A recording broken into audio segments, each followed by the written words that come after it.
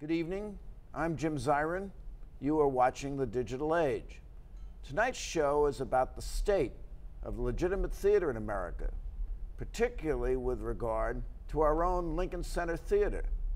Now that we're getting most of our information, and indeed our entertainment, from a digital screen, Lincoln Center Theater is flourishing, nonetheless, offering live stage performances for our cultural enlightenment and our diversion. Now Lincoln Center Theater is moving up, literally. It has constructed a new black box theater on the roof of its existing Vivian Beaumont Theater, which when it opens will seat 132 people, offering new plays by young playwrights. Tonight, our guest is in a great position to tell us about what's going on in the theater. He is the iconic André Bishop. André Bishop is the artistic director of Lincoln Center Theater, and he is celebrating his 20th anniversary as the leader of Lincoln Center Theater. André, we're delighted to have you with us. Thank you very much. So congratulations on your 20th year. What an amazing run. Tell us about your background, how you came to Lincoln Center, and what you've been doing there. Well, my background, I'm a New Yorker, born and bred here, went to school here mostly, and I loved the theater. I was lucky enough, my parents took me to the theater when I was very young, around 4 years old, and I had a kind of not totally happy childhood. And so, like a lot of kids, I lived in a fantasy world, and in those days, TV was primitive, movies were just movies, and it was the theater for me.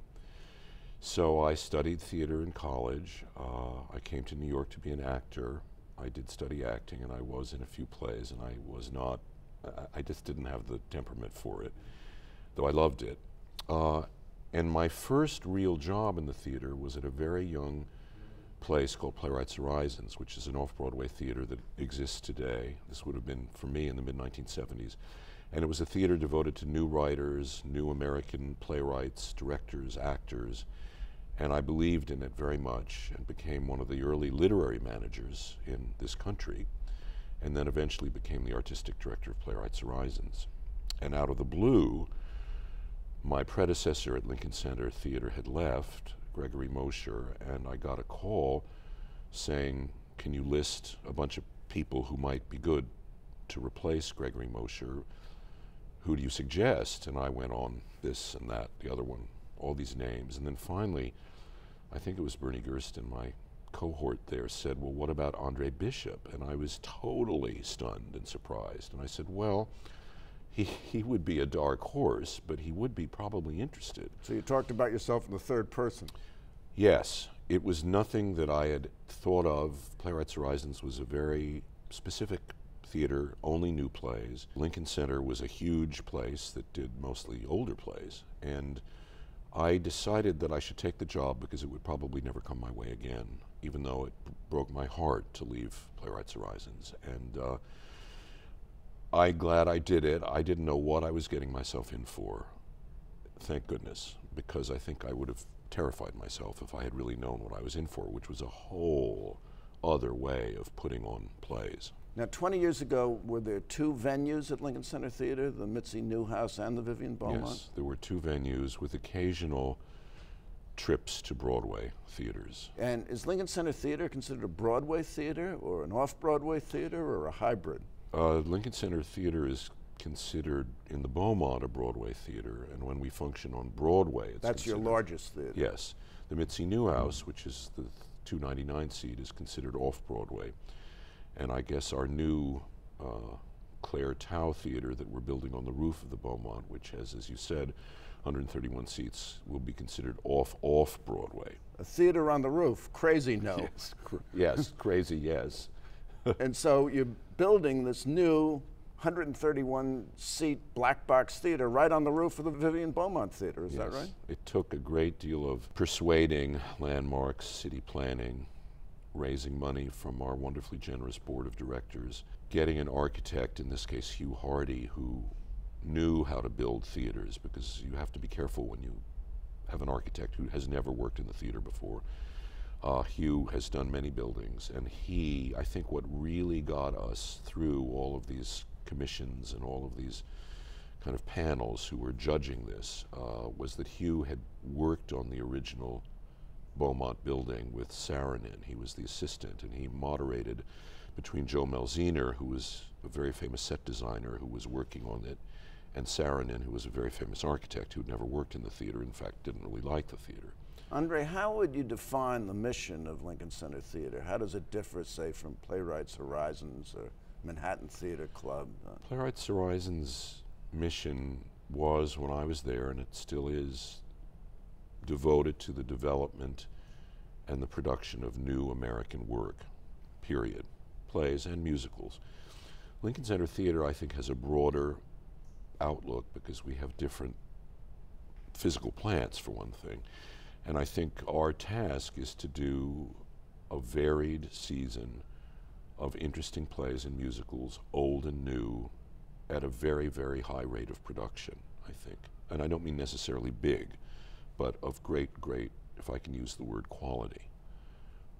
Now, you're the producer, you're the artistic Yes. director. That means you pick the plays? I do, yes. And what standards do you apply in picking the plays? How do you know what's going to be a hit and what isn't? You don't know what's going to be a hit, and you don't. The good thing about working where I work, which is in the institutional nonprofit theater, is no one is really leaning on you to say, this one has to be a hit. This is a theater about hits. I think it's terribly dangerous, and I think the nonprofit theater in New York City has occasionally crossed the line between what I think of as proper for a nonprofit institution and a commercial venture. It's a very tricky thing. My experience has mostly taught me that you never know what's going to be successful, and you simply, the best definition of a producer is someone who makes the intelligent use of his or her own taste. That's what it is. And hopefully your taste coincides with that of others, but not always. And I want to be a producer. Well, God help you. There it is. Now, we hear so much about economics nowadays in the national scene, and certainly in the theater. In a down economy, the theater has been affected, but even in a good economy, theaters have difficulty with economics. How has it affected Lincoln Center Theater? Theaters have had difficulty economically since, I'm sure, the golden age Since of Shakespeare's Athens. time. You know, even before. when I went into the theater, which was in the mid-1970s at Playwrights Horizons, the yearly budget there was $40,000 a year. I'm sure now it's probably 9 or 10 million. And we were suffering then. We suffered every year I was there, and we suffer every year at Lincoln Center. By suffer, I don't mean that we are desperate to the point of wanting to, jump out windows, but raising money for any arts institution is hard and always has been. And we in the theater, I think it's, in the business world, oh gosh, we're down, things are bad, things used to be up. In the arts, and I know in the theater, it's always up and down. So we sort of know how to deal with this, the bad times, and we know how to capitalize on the good times. But up and down is our life.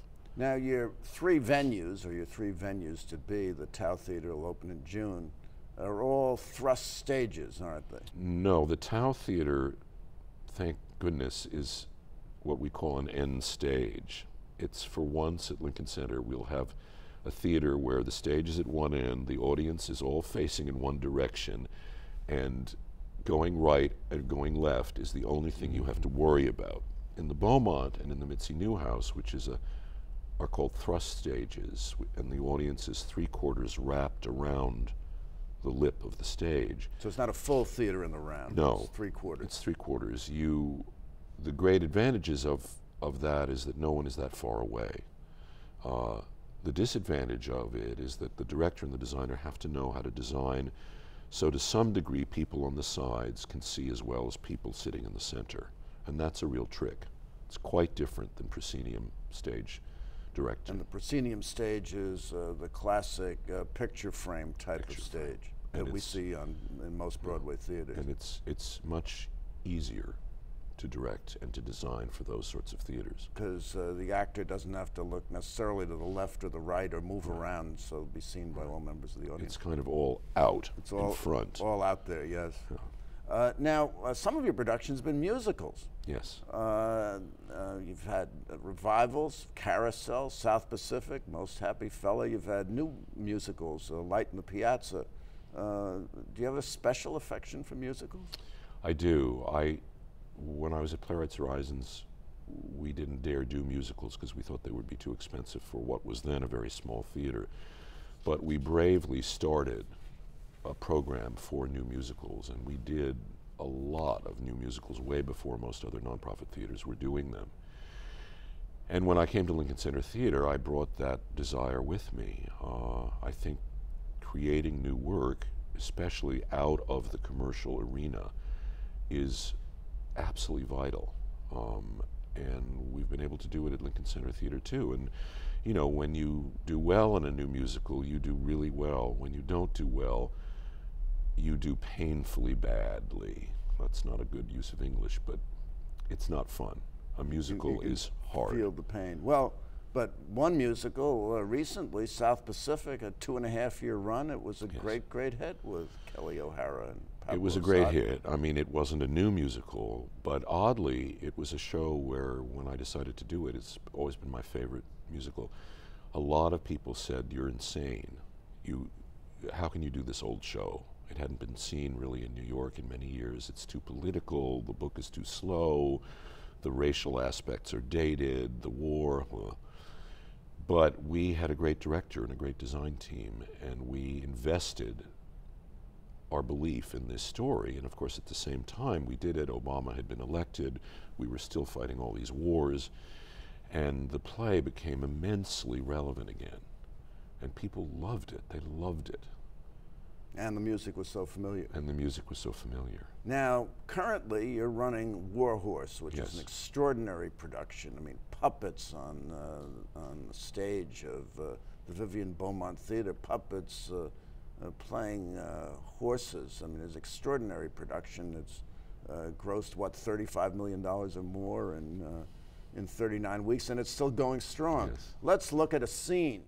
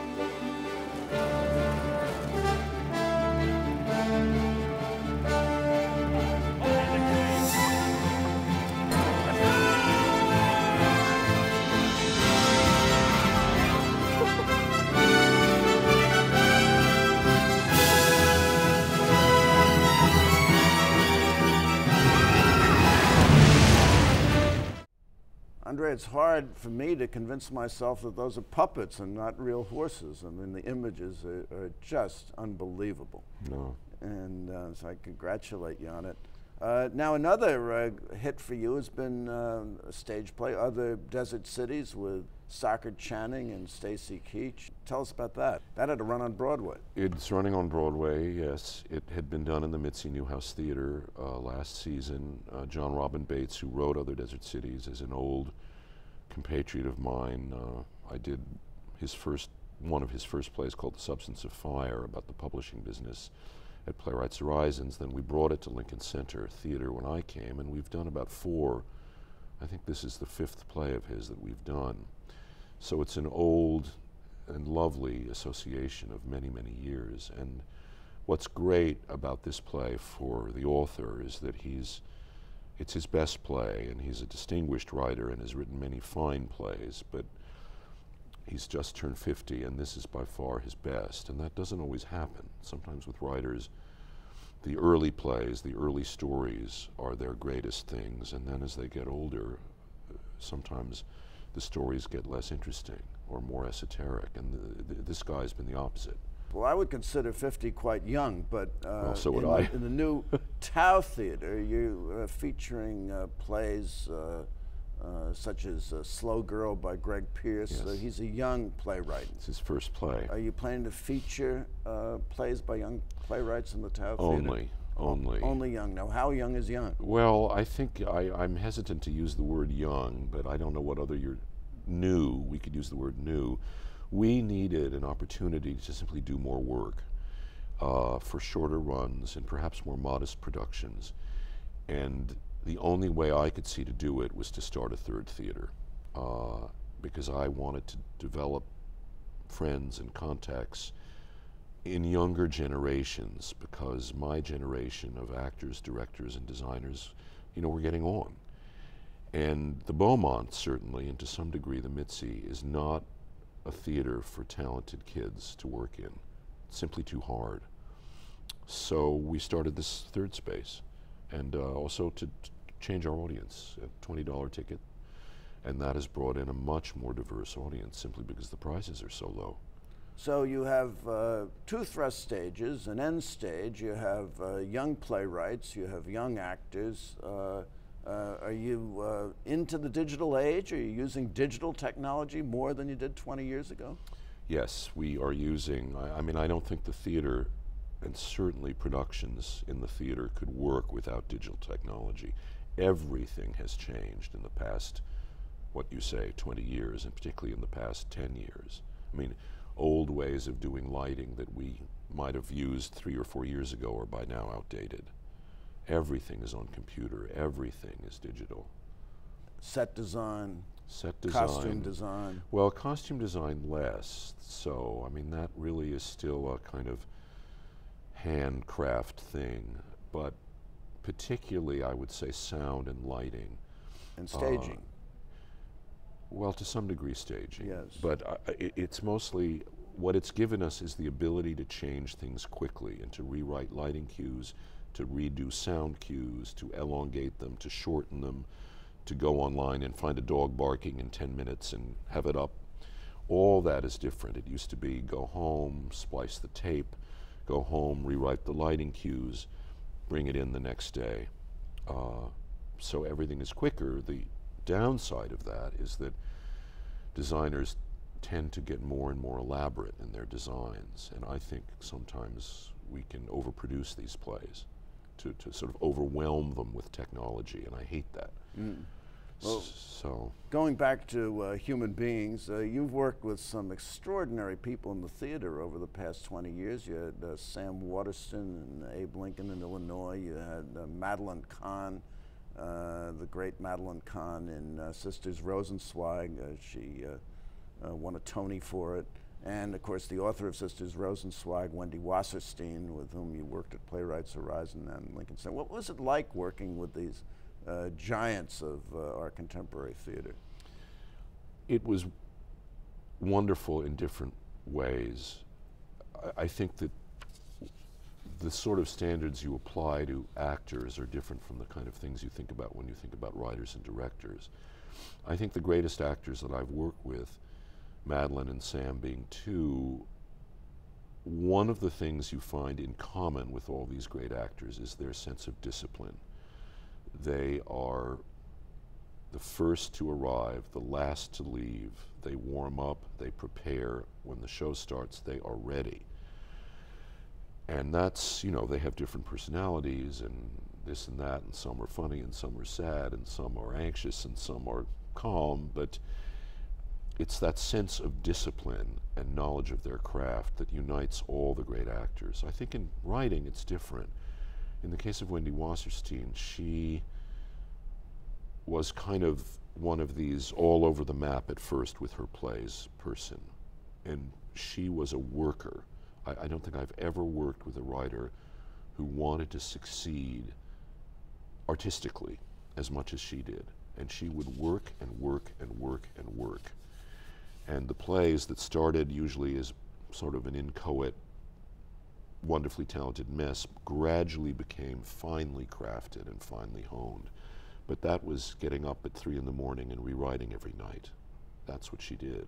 And many writers are like that. Did she call you at 3 in the morning and say, I'm stuck? Do you have any ideas? No, but she, like all writers, when they give you the first draft, if you're the person they give you the first, it's an enormously difficult situation for them and for you. You, the producer, or the supposed producer, desperately want to like it, and you know you have to say wonderful things because they could deflate, and that could be the end of the play. But you also have to tell the truth, so that you're living in a world of what is, and you're living in a world of what could be, and somehow you have to make what could be a positive and not a negative, and that was certainly my relationship with Wendy. I noticed in some of your plays, for example, Shakespeare's Henry IV, which I guess you did at the Beaumont 7 years ago now, but ran 504 performances. You have a dramaturg. Yes. What is a dramaturg? I've always been curious as to what a dramaturg does. Well, dramaturgs vary. I mean, it's a sort of, well, it sounds like, and it is a German word, which sounds sort of grim. I used to be a dramaturg, and then that term became literary manager. It means, in this country, it means the person who reads the plays, the person who advises on repertory, the person who, if you're doing a historical play, does the research, helps the director with the period, with the sense of the history. It varies. In Lincoln Center Theater, we have a dramaturg who is the editor of our magazine, which we give out in the lobby of the theaters. And if we're doing a play that involves historical characters, like the Shakespeare play, the history plays, or The Coast of Utopia, she will do all this research and kind of inform the actors about the history of... Coast of Utopia was the stop art play Yes, that you did, yes. was hailed as Yes. a great artistic success. It was a unexpectedly great artistic success. It was a terrifying show to do. In Germany, the dramaturg is really like the artistic director almost. It's a major job. I've always felt, in my case, that being the producer or the artistic director, that some of the work on the play should be done by the producer.